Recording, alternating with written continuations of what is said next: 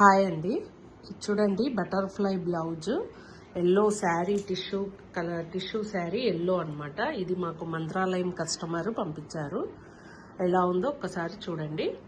ఇది వచ్చేసి butterfly digital ప్రింట్కి నేను ఇలా కర్దానాతో వర్క్ చేశానండి. మొత్తం కర్దానాతో డబుల్ షేడింగ్ లాగా ఉంది. ఇది ఎలా ఉంది చూడండి. హ్యాండ్ కూడా షార్ట్ హ్యాండ్ అన్నమాట. షార్ట్ హ్యాండ్కి ఇట్లా కలర్ఫుల్గా అవుటింగ్ ఇచ్చేసాను.